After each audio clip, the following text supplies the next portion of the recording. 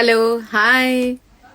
तुमच्यासोबतही असं होत आहे का की मॅडम आमचं बच्चू आवाज काढत आहे, कधी कधी काही शब्द बोलतो, पप्पा बाबा मामा बोलतो, पण अजूनही अर्थपूर्ण शब्द तो बोलत नाही आहे. मूल जर तोंडातनं आवाज काढत आहे तर याचा अर्थ काय आहे की तो प्रयत्न करतो आहे पण त्याला कदाचित ते जमत नाही आहे.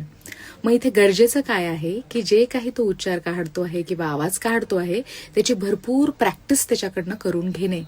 त्याला मोटर कॉर्डिनेशननी त्याच्याकडनं प्रॅक्टिस आपल्याला करून घ्यायची आहे. सो याच्यात खूप महत्वाची गोष्ट काय आहे की त्याला जास्त वेळपर्यंत व्होकलायझेशन्स करायला आपल्याला शिकवायचं आहे.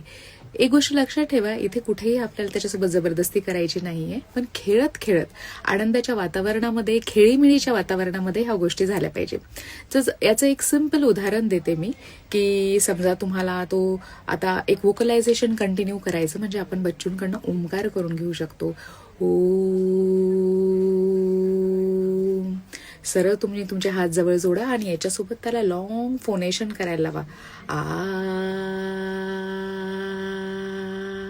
किंवा तुम्ही काय करू शकता की पुस्तक वही घ्या आणि क्रेयॉन्स घ्या आणि रेष ओढत ओढत आ, मग तुम्ही सर्कल करत करत ओ, मग तुम्ही झिगझॅग रेषा ओढत बाबा बाबा बाबा बाबा बाबा बाबा the the the the the the the the the the the बाबा बाबा बाबा बाबा बाबा बाबा. म्हणजे वेगळे वेगळे उच्चार त्यांच्यासोबत भरपूर वेळा प्रॅक्टिस करून घ्या. याच्यात बरेचदा असं तुम्हाला लक्षात येईल की तुमचं मूल फक्त तुम्हाला बघेल किंवा फक्त तुमचं ऐकत असेल.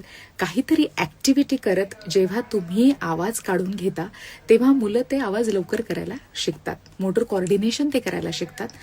अजून काही उदाहरणं म्हणजे तुम्ही पा पा पा पा पा पा काहीतरी तुम्ही फुंकता आहे किंवा फा फा फा फा ना ना ना ना ना ना ला ला ला ला. गाणं हमिंग करायला घ्या. एखादं गाणं लावा आणि त्याच्यासोबत तुम्ही हम करा, गुणगुणा. ला ला ला ला ला ला ला ला.